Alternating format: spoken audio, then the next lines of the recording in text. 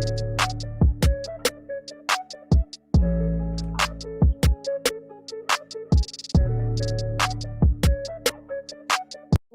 good, my good people out there? Welcome to the Friday edition of Burn It Down with Kim Brown, the place where we set oppression ablaze, honey. And of course, as usual, I'm so very happy and glad and excited to see your smiling face up in the place. Listen, if you're watching us and you are not a subscriber, please go ahead and smush that subscriber button. If it's not too much trouble. Thank you so much to everyone that's watching us on Periscope via Twitter. Don't forget to follow us on Twitter at Burn It Down KB. And special love going out to all of our patrons out there, the Burn It Down Brigade, the Fire Fam, whatever name we have yet to decide to call ourselves. What's up to y'all? So you guys, as you see by the title of the program, Gas in the Chamber. Why is it that police continue to use chemical agents that are not only hazardous, like these so-called non-lethal munitions that police fire at protesters that we saw just fired off literally by the thousands during the summer of 2020, the year of uprising, when people took to the streets by the thousands, literally by the millions in cities, big and small across this country, to make their voices heard about the injustice regarding killings of George Floyd, Breonna Taylor, Ahmaud Arbery, and countless others. And the police responded in kind by firing off tear gas, pepper balls, who knows what else. And lots of folks sustained extremely serious injuries, people that were struck with rubber bullets, some folks lost eyes.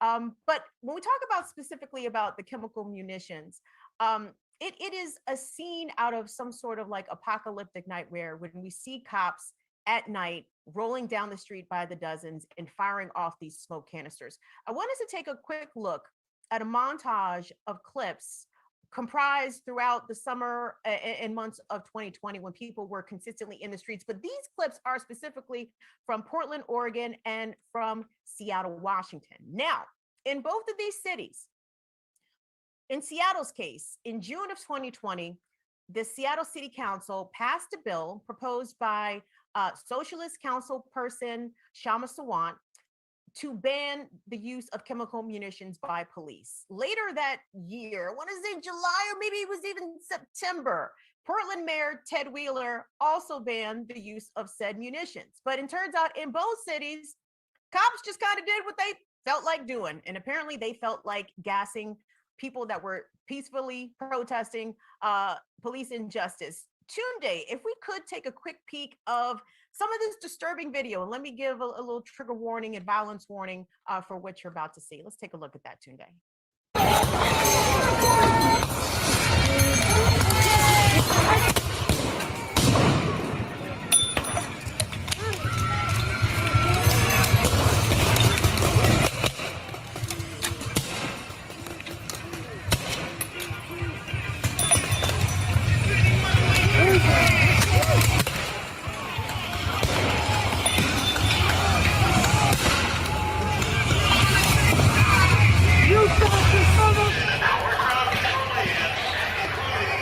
Firing, they are firing the gas in the direction that they want people to go, which is a pretty common tactic. Good and bad. While you're out here, I'm coming from Olympia, Washington, so I drove down because I'm aghast at the federal troops, or whatever the federal people are. Such a violation of the Constitution. Black Lives Matter I've been involved in, but I'm here to visit with the troops. Is this your first night? It is my first night. And I noticed you brought a leaf blower. This is actually a supercharged leaf blower. I got it today, 110 miles an hour. It's got a super fan for short times. Should work really, I think it'll work really well. And why'd you bring it? Oh, to blow the tear gas away. I heard the dads in Orange, dads with blowers. I'm a granddad with a blower. Can I ask you if that is a Blue Lives Matter mask? It is. Police are sprinting. Police are sprinting.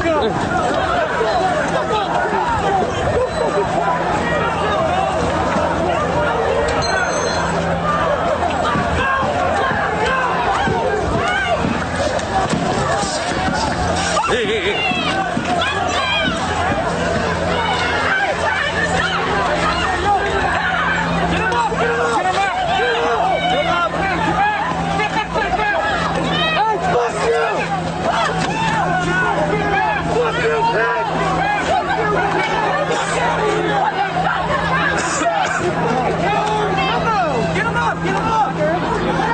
it to the back. Take it to the back.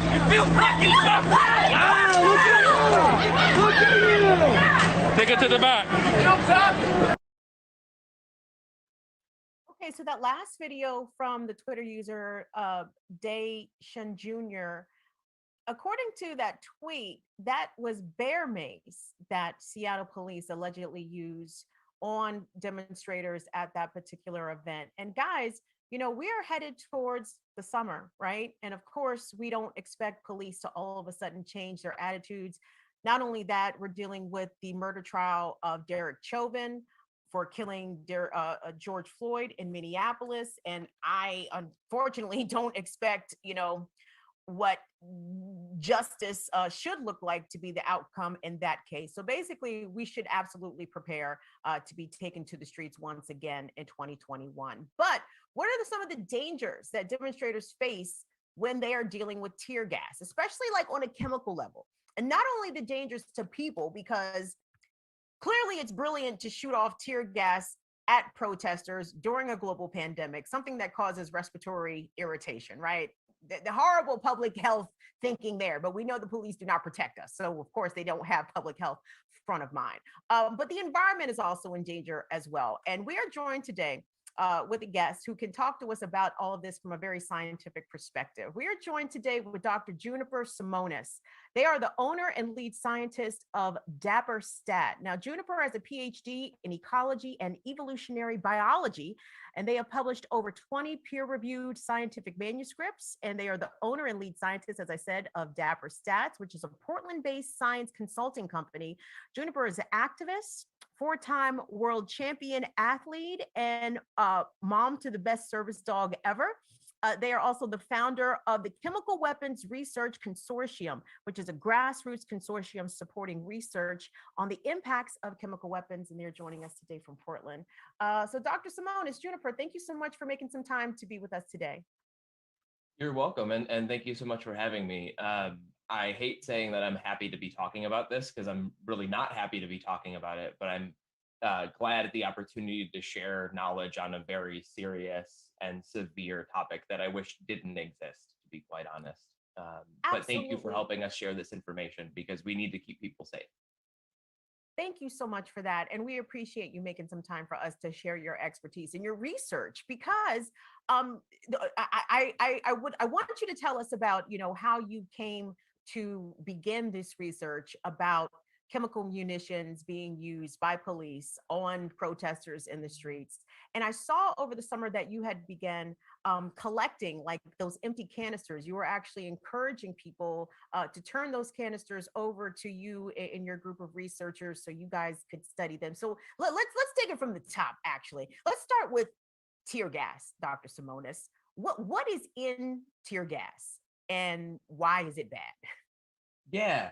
And so I think this is a very important question because it also highlights the intentional obfuscation of terminology by manufacturers and users to where the word tear gas means different things to different people, just like the word bear mace does. And so politicians leverage this, like Ted Wheeler leveraged this for sure when he banned CS gas, but then it got reported as a ban on tear gas when in fact the city could use any other of the tear gases that they have at their disposal, particularly the OC, the capsaicinoids, hot pepper and the manufactured versions of it, as well as some other weapons that are also lacrimators. They make smoke, but they make you cry. And so technically they're tear gases under some definitions of it. But like at the end of the day, some of that's kind of just like, again, meant to make things confusing for people. And I think this also brings up the way that the terminology comes out in a lot of discourse, right? Like they're often, these chemical weapons are often referred to as crowd control munitions or riot control agents. And as folks saw in that video, and as I can attest to from personal experience, I have been targeted by these weapons while I've been neither in a crowd or in a riot. So those names don't make sense. And the science that exists out there actually shows from a psychological perspective that these weapons don't control anything.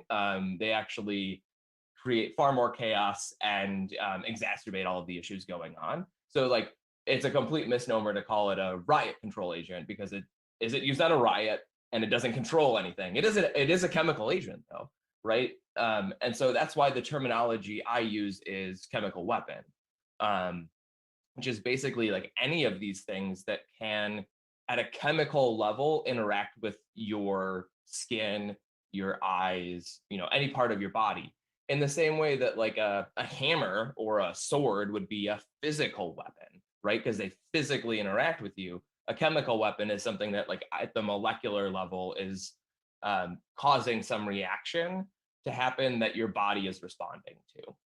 And so that's why I use that terminology pretty broadly. And then the bear mace one is actually really interesting, and bear spray and stuff, because it just came up again in the Brian Sicknick situation, the Capitol police officer who was killed. And originally they said it was a fire extinguisher that he got domed with, but now they're saying it's probably that he died from chemical exposure and that he was sprayed with bear mace.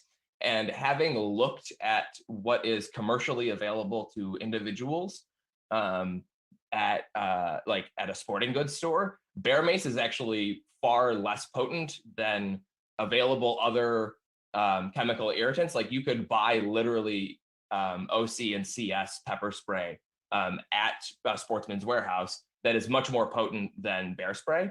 And even the like standard concentrations that police tend to use, except for the like, the beat cop one where it's just like a little rinky-dink thing. Most of them that are actually going out in a protest situation, the pepper sprays that they're carrying, even if they're just OC, they're just the pepper and not the CS, they're usually significantly more potent than bear spray. So it's interesting to me to see what content comes out that folks actually end up glomming onto, and it's not for anything other than like a lack of correct information. And that's where this drew me in specifically, like from a research perspective, right? Like there's a lot of information that exists, and I was seeing this massive barrier to it being communicated out to the public.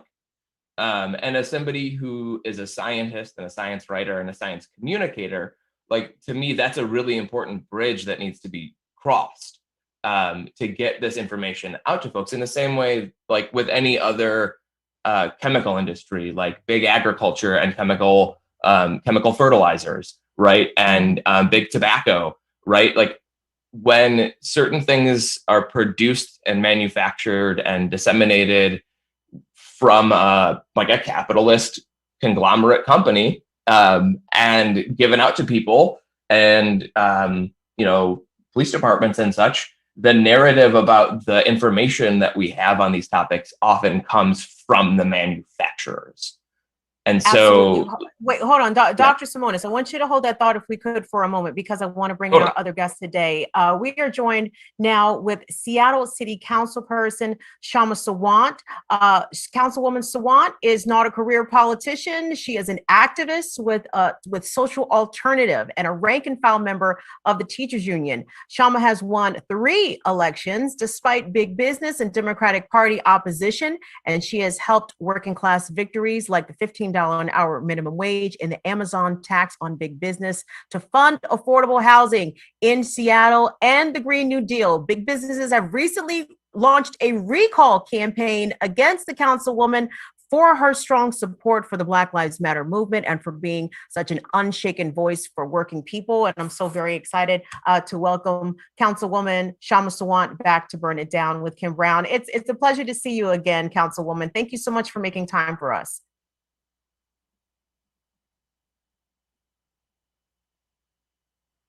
You got to unmute. Here Thank we you for are. having me. Brilliant, brilliant. Thank you so much for being here. And of course, we're joined also with Dr. Simonis talking about the use of chemical munitions by police. And Councilwoman, last June, your bill that you submitted for police in Seattle to be banned from using chemical munitions against protesters passed. But as we saw in a video that we had leading off the program, we still saw Seattle police officers using chemical agents against protesters, and we know that use continued throughout the protests that continued on through 2020. Tell me about what's it like to be able to pass legislation to protect people and have the police completely disregard it? What's the status of this? I think the whole episode or even saga of what happened with Seattle's ban on police use of these extremely harmful weapons is really a lesson on how capitalism as a system works and how the various organs of the capitalist state are meant to not only sort of strictly maintain the discipline of sort of the oppression, but also the overall repression of any kind of mood of revolt in society. And so the fact that the police were using these dangerous weapons against peaceful protesters in the first place shows how the police are really, for the most part, serving as an organ of the state that wants to repress any kind of opposition to its domination. But on the other hand, it also needs to be recognized that the political establishment in Seattle does not have any Republicans, let alone the right wing. It is a Democratic mayor, and every council member is a Democrat except for me, who's a member of Socialist Alternative, and I am a socialist. And so when we won the ban in the first place, that was only because we had tens of thousands of people absolutely fighting for that, what really became the first in the nation kind of ban, really important historic legislation. And it passed despite the overt and behind the scenes opposition of these so-called progressive Democrats. But then the reason the police kept using is because in some shape or form, the police have the agreement of the political establishment that they can continue using. But even despite all of, even in addition to all of that, we also saw the city establishment itself going to court to seek an injunction against the ban itself. So it sort of shows that at the end of the day, if we want to stop the use of these harmful weapons and much less really address the deep oppression and police violence and racism in our society, which was the first, in the first place, the reason for the Black Lives Matter movement, we're going to have to build mass movements that take on the power of the state as a whole. Completely agree there, Councilwoman. And it wasn't just in Seattle where these bans on chemical munitions were passed and subsequently ignored. It was the same thing in Washington, D.C. Mayor Muriel Bowser ordered MPD to stop using chemical munitions against protesters. They continued. Organizers told me that they were even sending videos to the mayor showing her like, hey, or tagging her in videos on social media like, hey, this is still happening. But it didn't seem to be any sort of consequence or recourse for the officers who were doing that. And Dr. Simonis, same thing in Portland. Mayor Ted Wheeler banned the use of tear gas, supposedly, or chemical munitions by police. And then he himself got gassed. I know a lot of activists thought that was a big, publicity stunt or some sort of, apply for attention. But talk to us about specifically why these munitions are harmful to people's health, because as I understand it, they are attention. But talk to us about specifically why to get pregnant, and talk to us also about the effects that your organization found on fish in the Willamette River near Portland. Talk to us about that. Yeah, so just a quick return to Ted Wheeler and his political theater. He is adept at playing those kinds of games. He did not ban tear gas or chemical weapons. He banned the use of CS gas in particular. And we're pretty darn sure that at that point they had actually run out of CS gas because we have the stockpile numbers and the purchase orders and stuff. And so they were pretty darn low anyway. But then there was this like big back and forth between him and the union head. I hate police unions. They should not be able to call themselves unions. They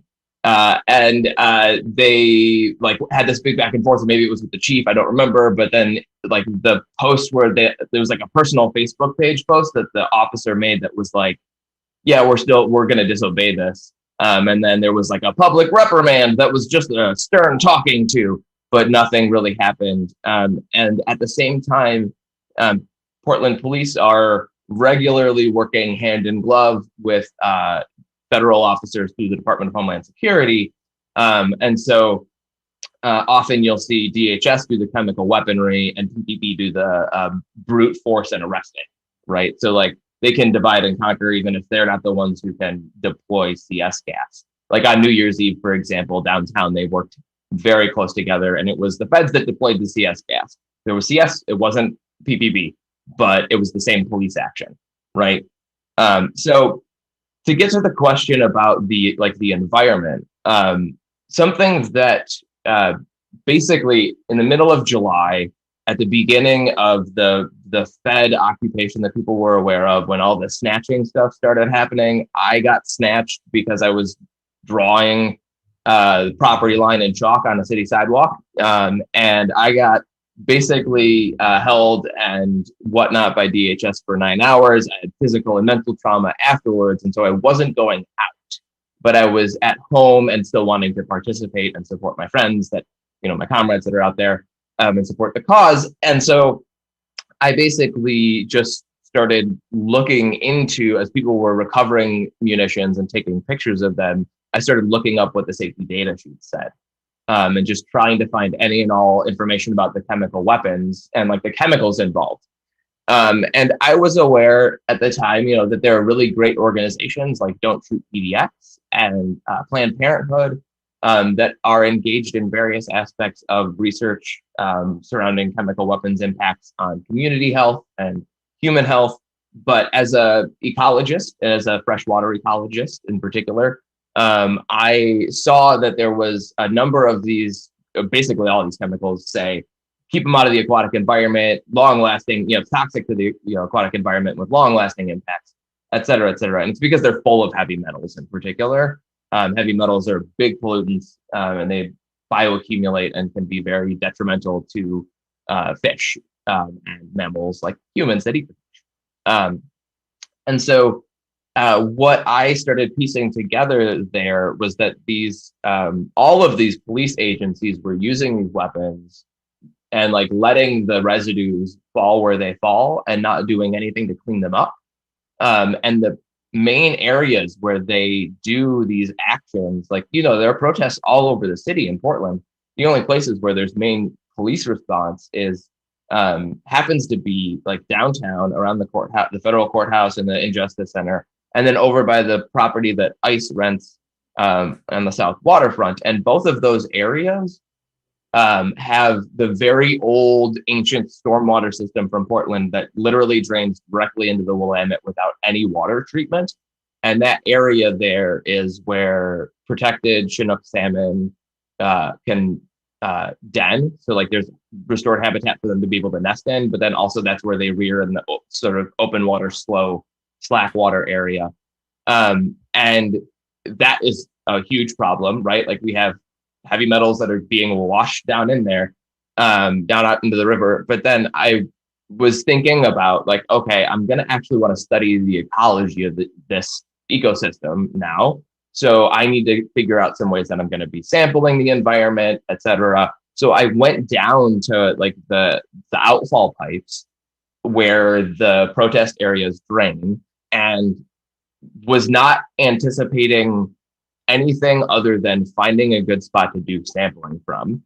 And I found visible intact chemical munitions, including some that were unexploded and some that were like physically still intact, like a metal canister that has residue that's full of heavy metals and other really bad things still inside it, like actually in the river, right? So not just diluted chemicals in the water, but like literal physical particles or like munitions in the river. And that's a huge problem, like even more so than the dilution stuff, because you can have, a crayfish or a bass or a whatever come over and get interested in the shiny thing and eat the stuff and then get really knonked and weird and then get eaten by another fish, and then all of a sudden it's in the ecosystem, right? And that's really, really scary. We also saw over the course of the summer impact of chemical weapons on the terrestrial ecosystem in these parks as well. There's a particular set of trees that were exposed to some very heavy zinc chloride gassing by the federal agents that basically like defoliated in the way that we would expect them to based on previous scientific research.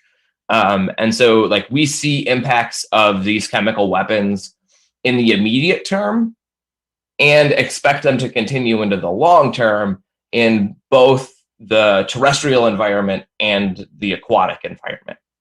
And so like this has been my main research thread. But in doing that, I've uncovered a lot of these health impacts on humans that aren't being talked about or discussed or whatnot, even though my lane, so to speak, right, is really on the ecological toxicology side of things. I realized there was just a wealth of information on the general toxicological impacts of these chemical weapons that just wasn't widely known. And so that's really why I started the consortium. Was like, I know I was doing a whole bunch of legwork to just get up to speed on what all these things are. And I knew anybody else that was going to be jumping into researching this stuff would be as well. And so I want to just like, you know, this is not, I don't want to be doing this research. I feel like I need to. I'm not a protective person, but certainly not in this space.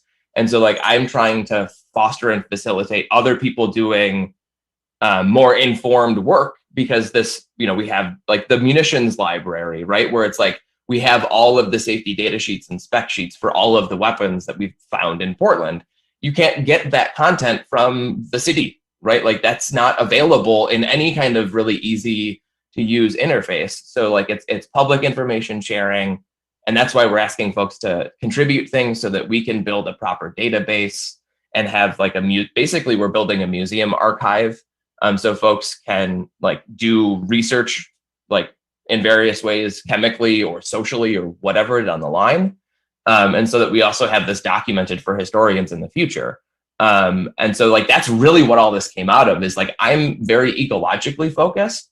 And in the process of uncovering that, I realized that there was just so much like broader health, human health impact information that wasn't being shared, that I felt an obligation and a moral responsibility to help get out. And so that's why I'm super glad for these kinds of opportunities to just share this information. Because it's really, really scary and they don't want you to know it. And they don't. And Councilwoman, let me punt this back to you. I'm curious, you know, at any point, are you aware, does the Seattle police let elected officials like members of the Seattle City Council or the mayor, like, is anyone clued in about the potential health effects or public health detriments by the use of these chemical agents by police? Does that ever come up for discussion? Very rarely. I wouldn't say it hasn't come up, certainly not in the kind of detail and insight that Dr. Simonis is talking about. And I totally agree with Dr. Simonis that this should be shared much more widely. And I could not agree more. The authorities don't want people to know about these detrimental effects and the various connections, you know, all the way from racial and working class oppression to the environmental impacts, to the health hazards for different species, not just the human species.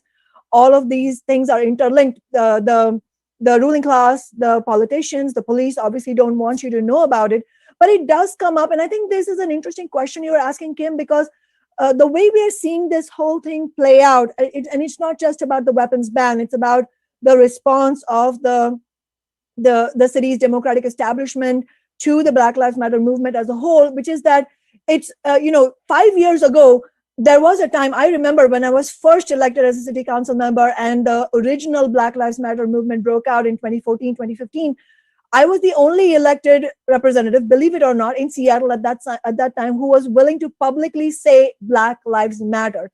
That's where we've come from. So we've come a long way, and this is all credit to ordinary people coming out courageously and speaking out against the horrendous racially biased policing that we have in city after city around the nation. But now we have a situation where it's mostly progressives, and this is not just Seattle. You know, Kim, you mentioned Minneapolis as well, where you see Democrats and even progressive Democrats saying Black Lives Matter, talking about the various impacts, including the health impacts. But then at the end of the day, the actions that they are taking are very much not in line with their rhetoric. So I should share with your listeners that, you know, last year we won this ban because of tremendous public momentum. It was in the thick of the street protest movement, which ended up becoming the largest street protest movement in US history. But then, as you correctly pointed out, the ban was still not actually enforced. And now, just a month ago, the Democrats went even farther, unfortunately. They have now gutted the ban, actually. They have reauthorized the use of tear gas, and they have tremendously weakened the enforcement provisions that we had inserted for people to have private right of action against the police, because you can't depend on the political establishment to go to bat for you against the police department. They're sort of hand in glove. You know, the police serve the needs of the capitalist state. You know, we cannot forget that link. And so they've now gutted the ban. So I think, Kim, you outlined the point. You know, when you started the show, you said we need protests back on the street. That's exactly what we need if we are to enforce these bans in the various cities, get this important scientific information out, and then go even farther for genuine reforms against police violence. Councilwoman, I love having you on because you will clap at your Democratic fellow council people on the city council, and I do appreciate that. And I wanted to ask, but you know, before I kick it back to Dr. Simonis, I mean, what was the reason that these Democrats gave for wanting to gut this bill pertaining to the ban of chemical munitions? I mean, what was the explanation? How did the committee hearing go? I mean, what was said? I'm just trying to figure out, like, what is the logic there? I think that's such an important question. I mean, I'll tell you both things, you know, what they said and what was the stated logic, and then what we believe as an analysis, what the actual reasons are, because we have to pass through both things. So, you know, Seattle happens to be under the consent decree of the US Department of Justice because it was found formally as a finding. You know, this is and again, this was because of community activism. It was actually found by the Department of Justice that the police department in this city has a track record of excessive use of force and racially biased policing. Now, that's a good thing that that kind of investigation came into being. So these same Democrats who have now gutted this ban and allowed the police violence to happen, just a little while ago, they were arguing that this consent decree should be lifted because the problems are more or less dealt with. And in fact, the community spoke out against it and said, no, that's not true. Actually, not a single police officer who has killed a black or brown community member has been brought to justice. And in fact, 28 people have been killed since the consent decree was put in place. So when they gutted the ban at that committee hearing, the arguments they made were that, well, you know, we don't know if the federal judge who is overseeing the consent decree would agree with our weapons ban. So we need to dilute it to this degree so that he will accept it. And our response to that was, first of all, have you even asked the judge that whether they accept it or not? And secondly, isn't your obligation as an elected representative towards the constituents of this city who have been damaged in so many different ways by these weapons? And isn't your responsibility to reflect the vast, overwhelming public opinion that we don't want these weapons to be used by the city and that peaceful protests are a constitutional right? So in other words, what you see is elected officials doing the bidding of the ruling class in some shape or form. But I just wanted to say, in Seattle, they were able to use this sort of stated reason of compliance with the consent decree, while keep in mind that was the same consent decree they were trying to overturn just a little while ago. But if you look at in other cities, you mentioned DC, you know, you look at Minneapolis, the establishment finds various stated reasons, various excuses to say, well, right now is not the right time to do it. Right now is not the time for $15 an hour. Right now is not the time to have an elected community oversight board over the police. Right now is not the time to have a weapons ban. Right now is not the time for Medicare for all. So they are endlessly creative in coming up with their stated reasons for why they won't do it. And the only reason we won the ban last year, as I said, was because there were tens of thousands of people on the street in multiracial solidarity against racism. If we have that again, we will be able to win victories. But if we have a lull in the movement, which we have right now, then they will, again, gut the victories that we have already won. Mm-hmm. Dr. Simonis, before I let you go, people have been extremely creative in figuring ways to protect themselves when taking to the streets to protest injustice. We've seen the average person invest in gas masks and ski masks to protect their eyes. And people are very adept at understanding to bring, milk of magnesia out to the streets because, you put that in your eyes to, stop the effects of the chemical irritants. What advice would you give people who plan on continuing to take to the streets, who understand that there are going to be confrontations with police and there is a very good chance that these types of munitions will be used? How would you suggest that people protect themselves, or is there even any real way to defend or protect yourself when this kind of stuff is in the air? That's a very, very important question, and I'm really glad we're able to talk about this. I did want to say, for the record, I, as somebody who's been trained in this, and everybody else that I know who deals with chemical weapons on the front line, water only in eyes.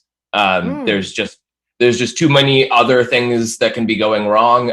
Really, what you need to be doing in all of the cases, if you get this stuff on you, is like physically getting it off of you. And so, like, think about like being in a high school chemistry class and you go to the eye wash station, right? Like, that's what you want to be doing. You don't want to, like, the eye wash station should just be water, and you should do the same thing when you're out around. Through trial and error and a lot of personal experience, that's what folks on the ground here are like all in on, is just water for the eyes. So I think at the end of the day, something that everybody should know and keep in mind, right, is that there are risks to everything, and you are empowered to make decisions for yourself based on your risk. And that risk can change minute to minute. These weapons, when they're used, do create aerosolized, they do create gas that also has physical particles that are solid and liquid. And that stuff is very irritating, even if it isn't chemically active. There's just particles in the air. And so first and foremost, like, definitely have something protecting your nose and mouth.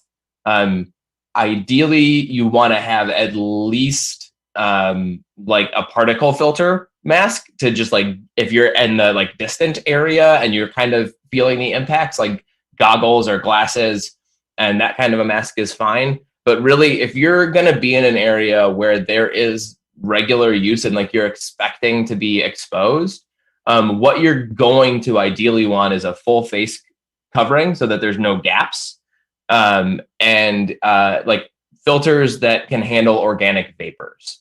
And so, there's a whole boatload of different kinds of filters and everything, but they make even like the paint respirator style filters that also have like a carbon, it's like activated charcoal kind of layer or something. Those can be like an extra benefit because a lot of this stuff is coming in as more of a liquidy, gassy phase, and needs to be pulled out that way. Another thing that I've been more and more uncovering is the impact, like dermal impacts, both long-term and short-term. And really the proper personal protective equipment for exposure to any of these things is like full skin covering. So, it's hard to convince somebody in the middle of the day, in the middle of the summer, to go out in, long sleeves and long pants. But honestly, some of this stuff, like, you do not want it to get on your skin at all. And even having some level of layer in there will give you the time to get it off of you. So really, in the long run, thinking about having some kind of relatively cheap outer layer. Like, you don't need to go around in Tyvek. I have Tyvek bunny suits with me in case I want to go into a cloud and sample stuff, right? But something that approaches that for you, right? Like, whether it's the old pair of jeans that you're not going to wear anywhere else, and whatever it is. But a really important thing is that when you get home, you decontaminate properly, right? So if you have been exposed, like don't put your clothes into the rest of the laundry, right? Like don't do those kinds of things. Separate the laundry. If it's just normal level amount of exposure to the clothes that you're okay with still keeping, like you can, you might need to do a heavy rinse off with a hose or whatever, or a big extra rinse in your rinse cycle in your washing machine, but definitely make sure that you personally are getting a full decontamination shower. Lots of stuff gets stuck in your hair and it will get you later and you won't know what's going on. And so like really top to bottom, not freezing cold, but cold water, again, just forcing it off. If you have a friend or you can do it to yourself and you've got a garden hose with one of those sprayy things, that's a great way to decontaminate yourself. That's got enough pressure to pressure the stuff off of you, because that's really what you're after. Soap can help for sure, but individual chemicals have different impacts on it and stuff. The other thing that I want people to really keep in mind, I understand the desire to collect things and collect items. Like true life, I'm addicted to picking up chemical weapons refuse, right? But at the same time, what's left in there is really lethal. It's really, really bad, and you're not going to necessarily feel it in the short term. We're talking about like really high concentrations of often heavy metal dust, but some organic solvents as well. And so if you're going to take something home, I would encourage you to put it in a sealed container. Like whatever that is for you, at least put it in a bag of some kind. Even a paper bag inside a plastic Ziploc or something like that is a great way to keep it from dusting you and toxicking you when you're just walking through a room. I totally understand the desire to want to have that and hold on to things personally for posterity for whatever reason. But if you're going to take stuff home with you, just be wary that the molecules don't stop, right? Like the reaction that happens in the grenade isn't complete, and both reagents and products, as well as side products and other stuff, is all left inside there. And so if you're going to take something home, like what comes out of it is basically the stuff that really you don't like it interacting with when it's in a little bit more volatile of a form, but it's still super toxic for you. And I imagine the final thing, it's probably toxic for your pets too. So just keep 100%. And that's a huge concern that we have with like the pepper balls in particular, right? Like they're one pepper ball, like will give a medium-sized dog a seizure and it will kill a small dog. If they pick it up and eat it, like there's just enough capsaicin in there that it starts hitting neurological limits for like the LD50 kind of things. Another reason to say fuck the police. I'm right. sorry, Dr. Simonis, you were going to make your final point about how people can best protect themselves. Yeah, so the last thing I really wanted to say about protection is however you're doing it, keeping a good documentation of when you were exposed to different kinds of things can be really important.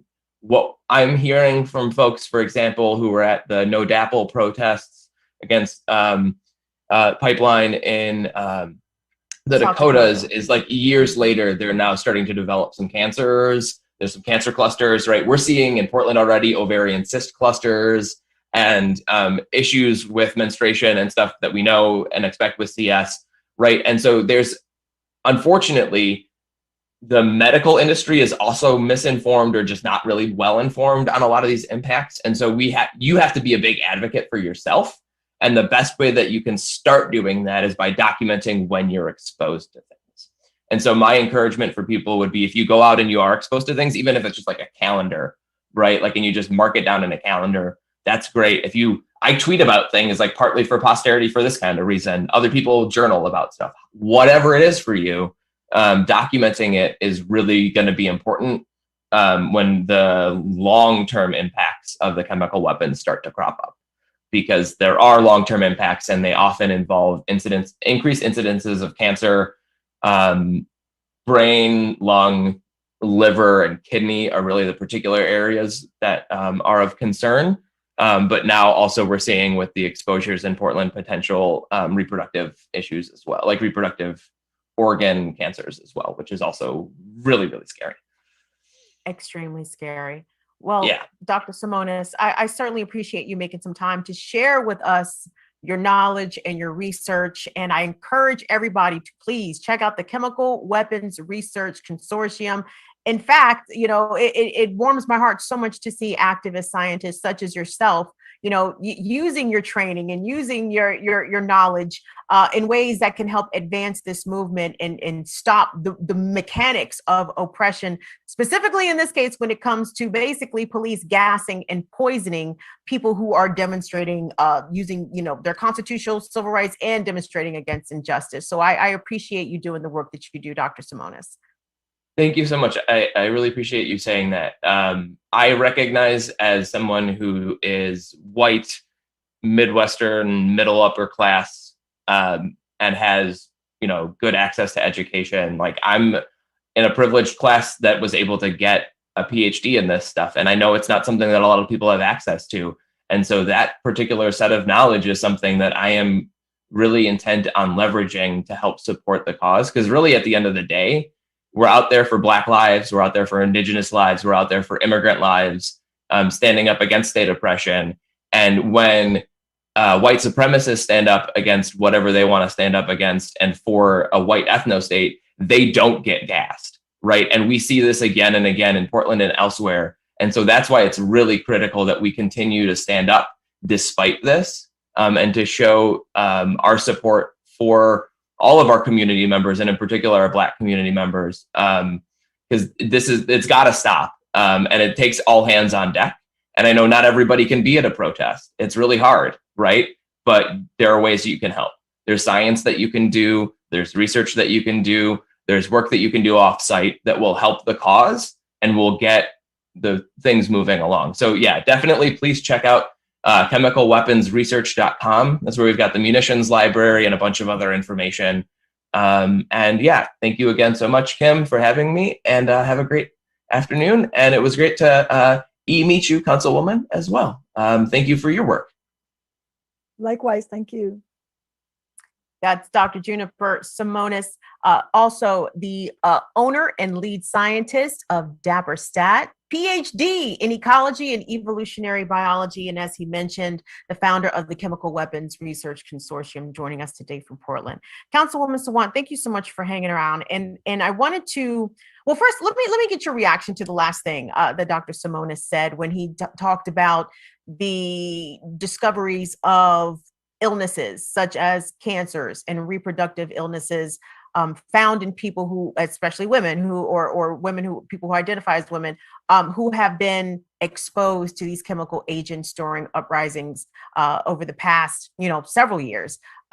It's such an extra kicker that these munitions would have a very detrimental impact on women of all people. What are your thoughts about Dr. Simonis's parting thought there? I mean, first of all, I feel deep appreciation for researchers and activists like Dr. Simonis for sharing this information, because as they correctly pointed out, this information is not provided to us by the sort of or institutional organs that should be giving us this information, and it's absolutely horrifying to hear this. I mean, I knew some of it, but I certainly am much more educated now after having heard the kind of specific impact that these kinds of chemical weapons can have on women, on reproductive organs.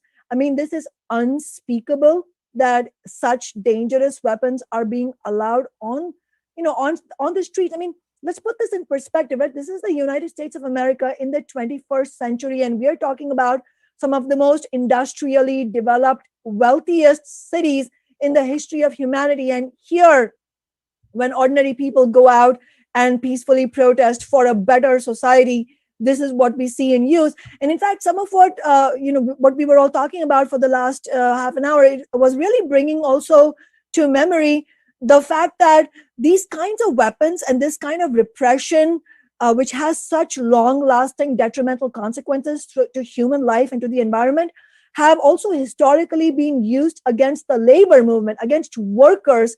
And this is workers of all races, including Black, white, and immigrant workers who have fought throughout the over the 100 years in the proud American labor movement. This is the kind of violence that they have been met with, and we can see that whenever there is an era of revolt, era of public action against injustice, which we are very definitely in that kind of era, you will see the powers that be under capitalism starting to unleash those kinds of weapons. And then they, as you were pointing out earlier, then they will use all kinds of excuses to continue using them. And the only protection we have against these, and the only way we can actually stop the use of these kinds of weapons and then go forward to even bigger victories against the injustice in our society, is to actually have organized resistance. I mean, we need the information that we have from these dedicated scientists, but as they themselves are telling us, and this is certainly true for climate justice and avoiding the climate catastrophe, that the information is the first step. After that needs to come action, and that needs to be organized action, uniting workers and community activists who can actually, change the balance of power in order to achieve some of these victories. Councilwoman Sawant, I wanted to shift gears, if we could, for a moment, and I wanted to get your take about the tragic massacre of Asian and Asian American women in Atlanta by a white male suspect. And I think that rightfully so, the focus has been broadened to make sure that the struggles and oppression of Asian American Pacific Islander people in this country be elevated as loud to the calls for Black Lives Matter, as well as we have seen a gross uptick in hate crimes and violence against AAPI folks. And you spoke about this on your Twitter timeline about the rise in hate crimes. I wanted to get a chance to get your response about what happened in Atlanta and the specific violence that the Asian American Pacific Islander community faces from white supremacy. I think that it's really crucial that, as you framed it, that we understand that the threat of right populism, let alone white supremacy and the far right, is to the very idea of having a society where we have everybody's living needs met, but in a spirit of solidarity and cooperation. So this heinous violence that has been targeted against Asian American people, and this is not the first incident. I think it's important to take it into account the statistics as well. It shows that actually working people as a whole need to unite against racism that is that comes in the form of Black oppression, obviously, but we are now seeing xenophobia directed in so many different ways. And of course, the uptick was stoked by Trump's own xenophobic rebranding of COVID as the so-called China virus or the so-called Kung flu, which fanned the flames of existing racism against Asian Americans. And so these kinds of horrendous incidents like that have just happened, they are a byproduct of those kinds of ideologies. And it's, first of all, of course, condolences and solidarity to the grieving family members and friends of the people who were murdered in Atlanta. And it's really vital that we stand together with our Asian American neighbors against this spike in hate crimes. And it's important to see the numbers. I mean, since the beginning of the pandemic last March, a year ago, there have been 3,800 reports of hate incidents targeting Asian Americans across the country. And to your earlier point, Kim, 68% of those incidents were targeted against women. And so this shows us that we have to fight against specific oppressions, such as bigotry, xenophobia, and the oppression against LGBTQ people, against Black oppression, against sexual violence, but also understand that it's the system of capitalism that is generating these various kinds of specific oppressions.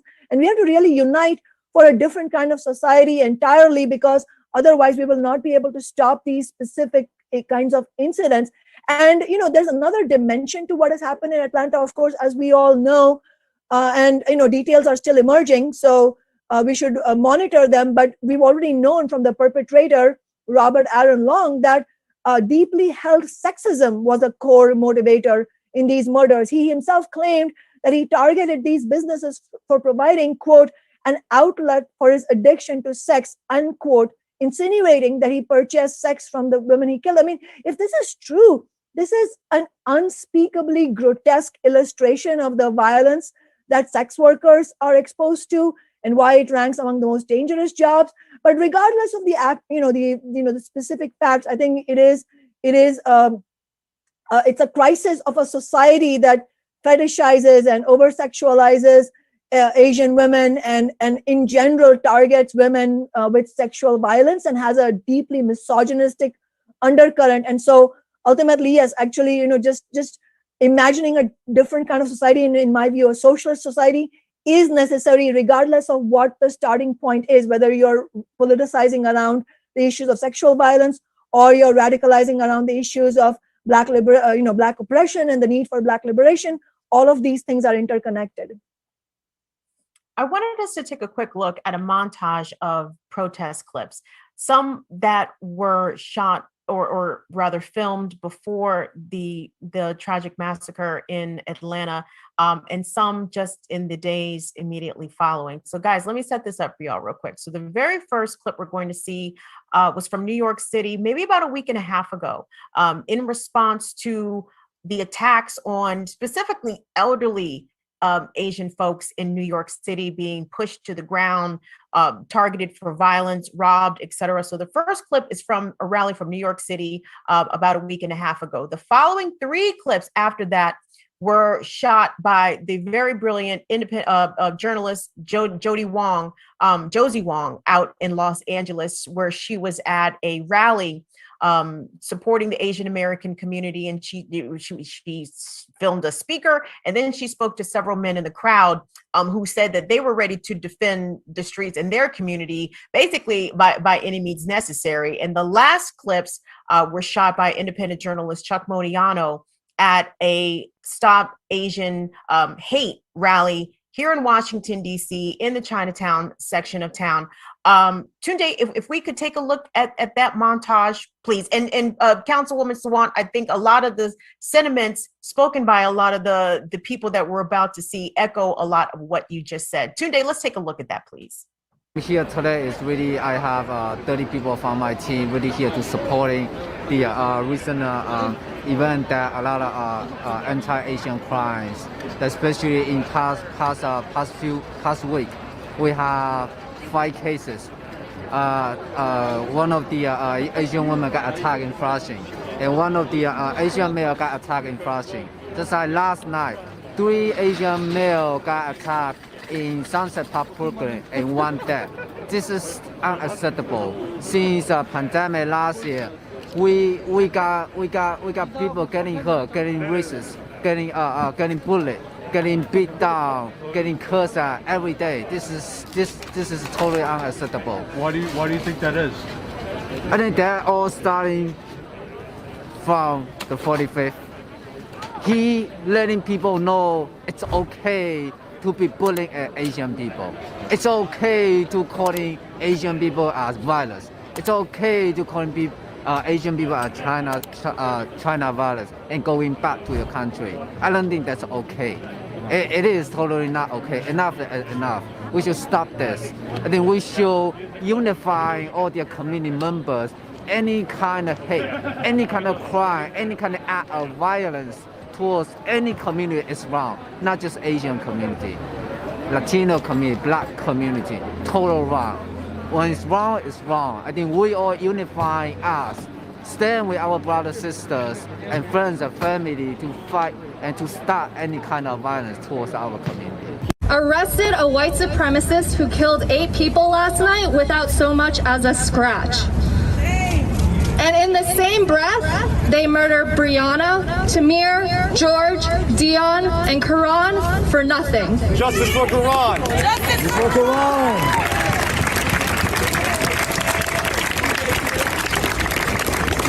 Fuck the cops, fuck MPD, fuck this bullshit Asian liaison unit.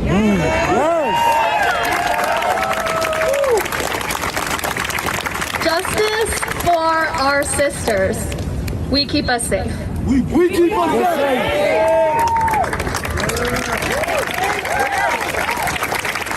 We're out here because people who look like me are being killed. People who also share our siblings, our brown, black, indigenous siblings are also being killed. We need to stick together and we need to be here for each other. And what would you like to see come out of today's protest? I want this to keep growing. I don't want this to stop. I want us to realize that this collective power is what we need to keep this energy going. We cannot keep letting white supremacy be a wall to everything we can achieve towards liberation. And we need to be here for each other. And I also heard you made 3 demands. Can you say those? Achieve towards liberation.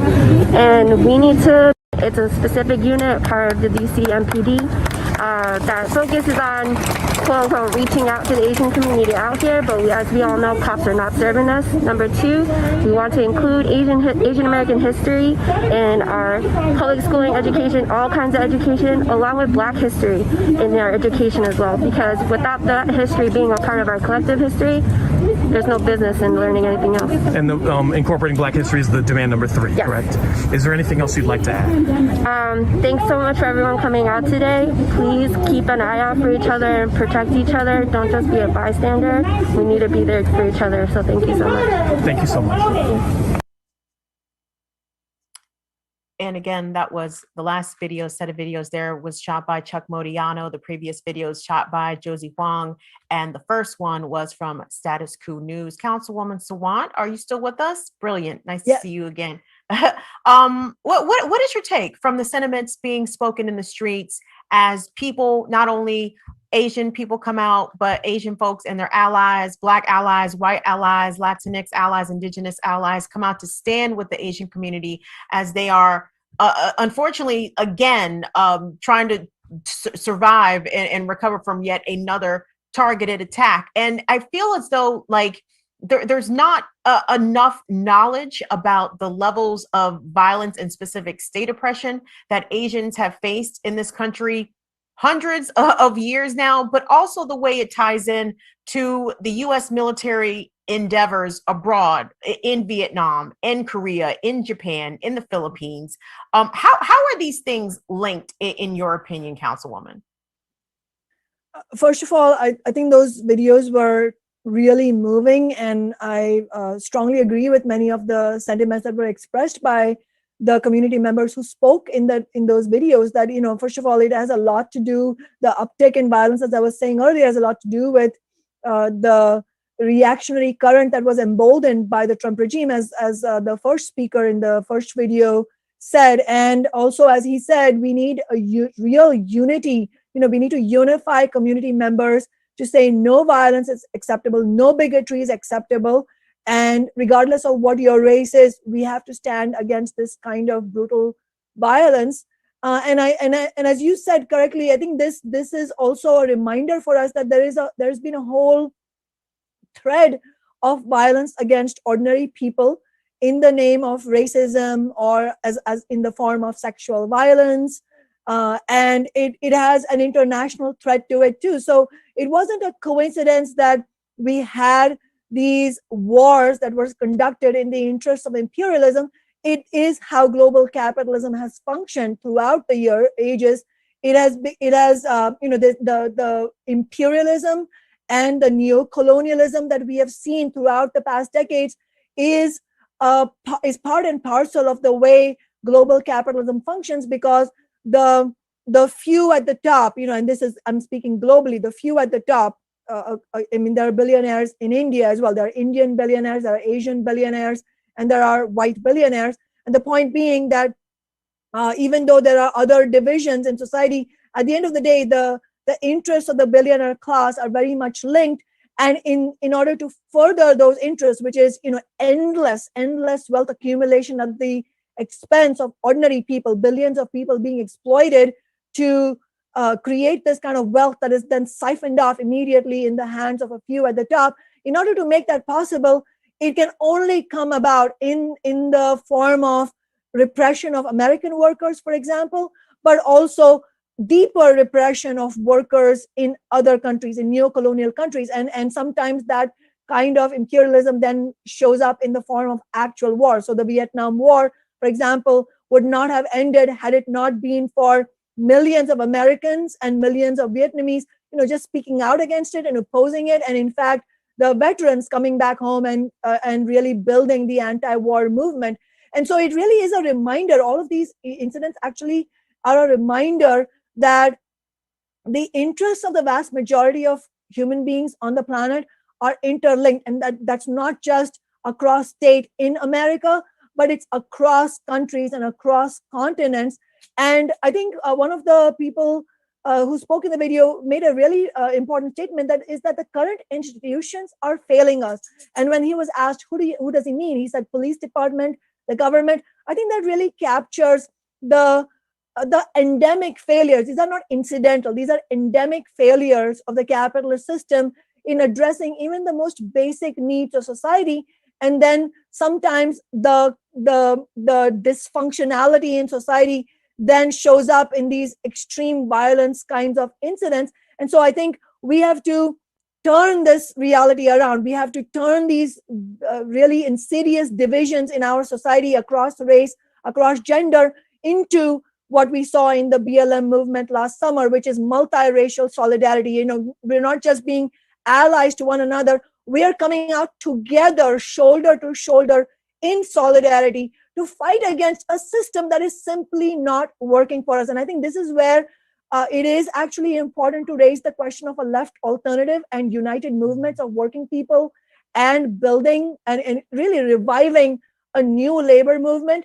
Because without that kind of left alternative, we have to expect, unfortunately, that the corporate failures of the establishment politicians, the failures of the system itself, will continue to fuel right populism, and unfortunately will pull people into the vile rhetoric that drives this kind of harrowing violence that we have seen. So ultimately, if we want to win a world free of racist bigotry and violence, we will need to go beyond what the people are already courageously doing in these different cities, and then really fight together for demands like Medicare for all, like canceling rents and mortgages and debt for workers during this pandemic, fight for free childcare and a green jobs program funded by taxing big business and the rich and the corporations that are profiteering right now when people are suffering and these incidents are breaking out.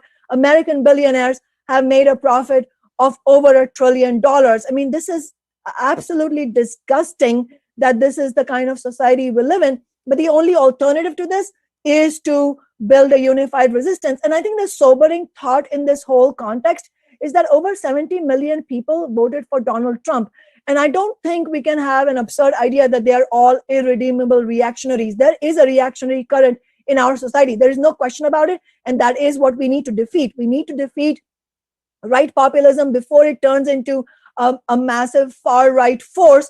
But the only way we can do that is to win working people over who are otherwise left to pick up really bad ideas because there is nothing else on offer. So rather than letting the right fill this vacuum, the left has to fill this vacuum. And that can only happen through community organizing that we saw in the video, but going far beyond that and uniting working people. And I'll just mention one thing. It may not seem connected, but the current struggle in Bessemer, Alabama, of Amazon union workers who are unionizing, this is a key component of a fight back against the far right. It may not seem connected, but it is, because this is a workforce that is over 70% Black, and most of them are women.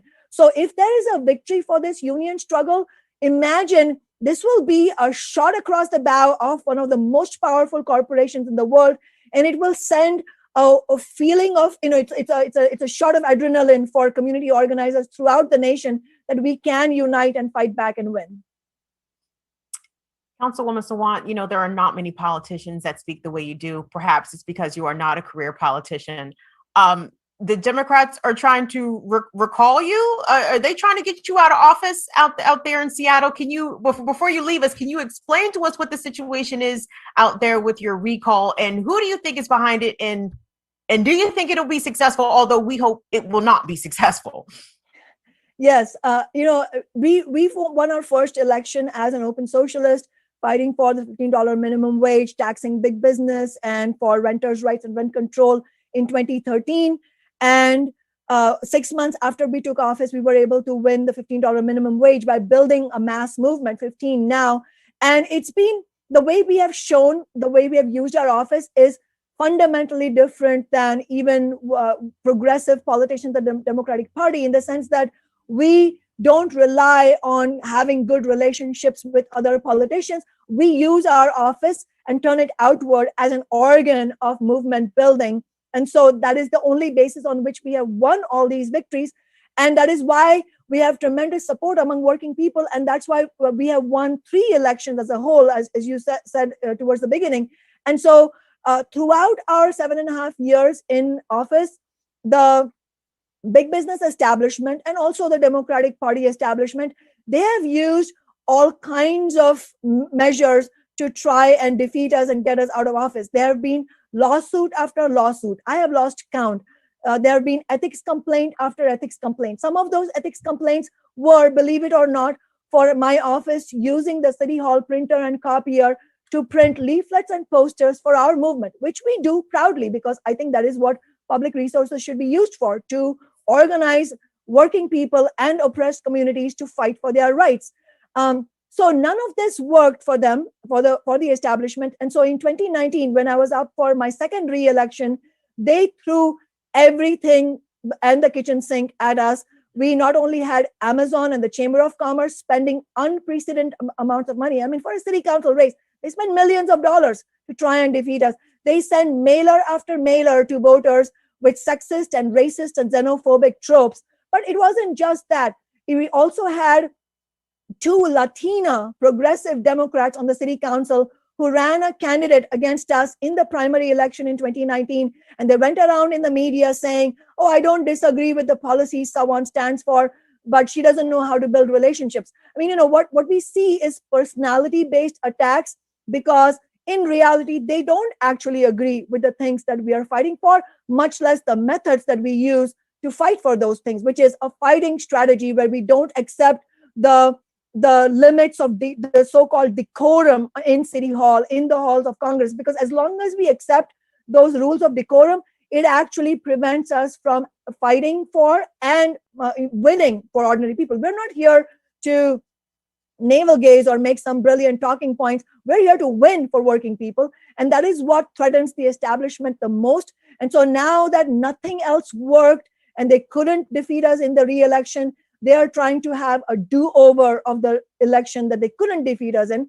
And hence now we have the recall campaign. In fact, the recall campaign was launched against us less than a year after I had won the re-election in November 2019. The recall campaign has 4 charges.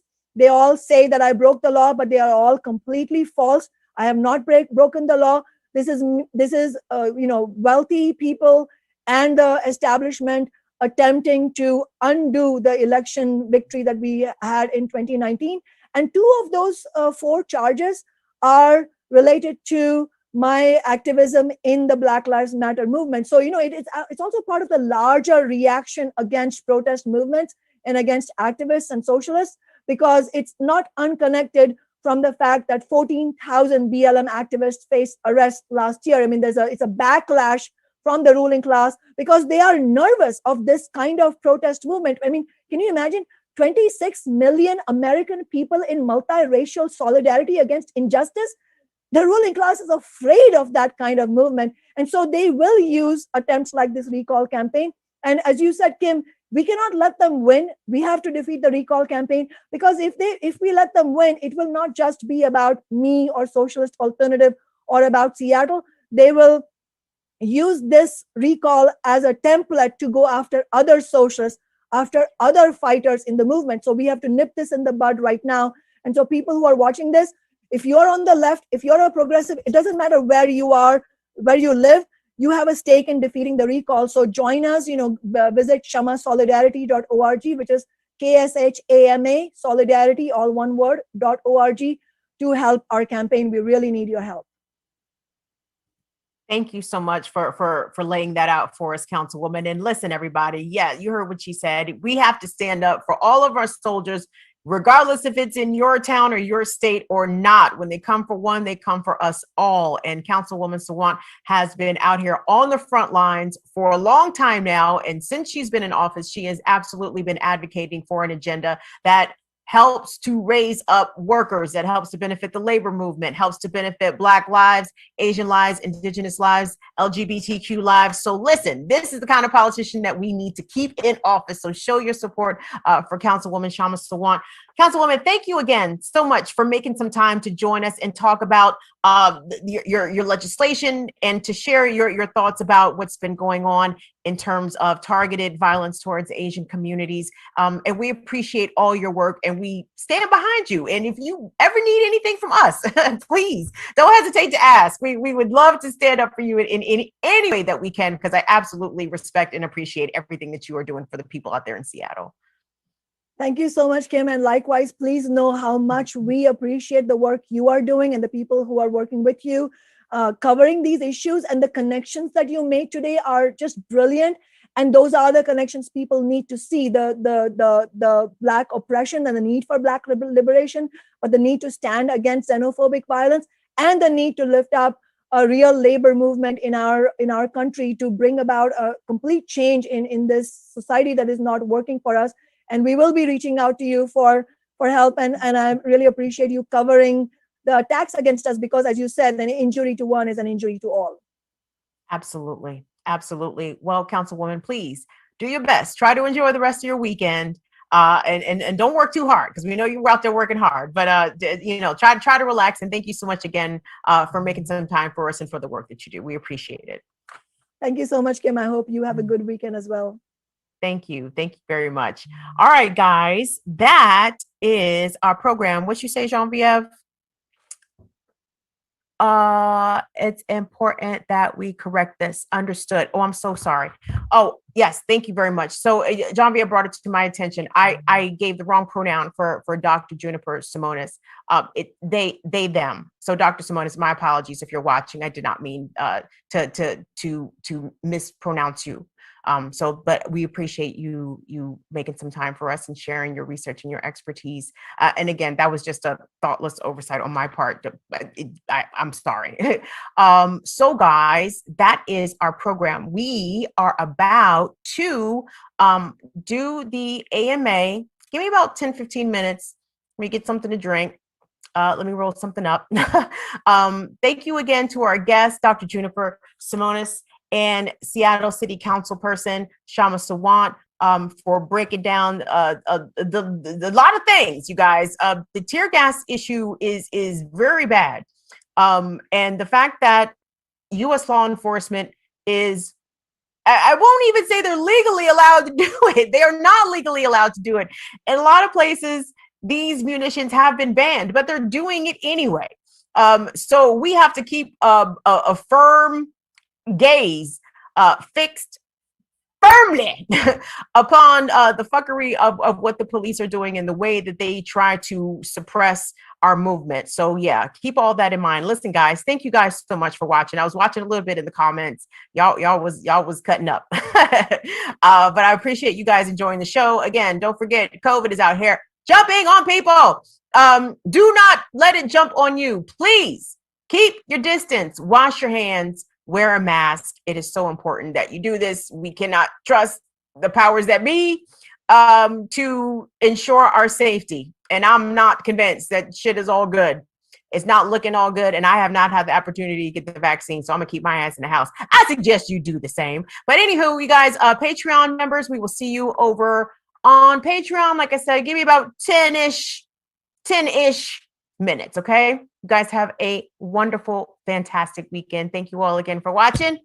See y'all later. Bye-bye.